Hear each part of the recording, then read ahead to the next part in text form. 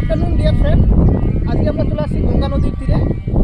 আর গঙ্গা নদীর তীরে চারিদিকে দেখতে পাচ্ছেন বালুর চর। আর এই বালুর চরের প্রধান ফসল হচ্ছে তরমুজ ক্ষেত। আজকের যে আবহাওয়া ওয়েদার সেটা আপনারা দেখতে পাচ্ছেন যথেষ্ট খারাপ। আর স্কুলে আমাদের ছুটি রয়েছে, তার জন্য আমরা চলে আসি গঙ্গা নদীর তীরে। তো এখানকার মানুষের প্রধান এবং অর্থকারী যেটা ফসল হচ্ছে তরমুজ।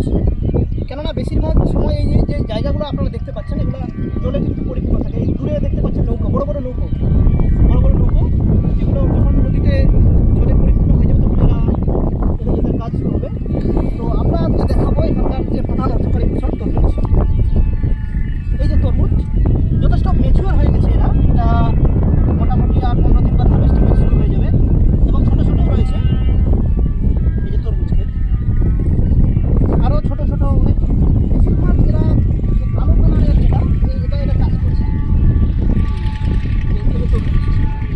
এবং ছোটো ছোটো রয়েছে। ছোটো ছোটো দেখাবো আপনাদের,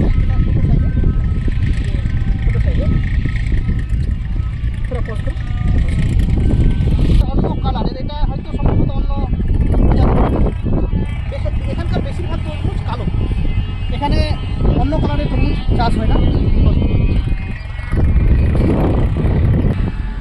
এই তরমুজটার মোটামুটি 10 দিনের মধ্যে এটাকে হারভেস্ট করা হবে। এটা মোটামুটি ম্যাচিওর হয়ে গেছে। আর আপনারা জানেন যে গঙ্গা নদী বিহারের দুঃখের প্রধান কারণ, কেননা এই চারিদিকে হাজার হাজার বিঘা জমি গঙ্গা নদীর কবলে পড়ে নষ্ট হয়ে গেছে।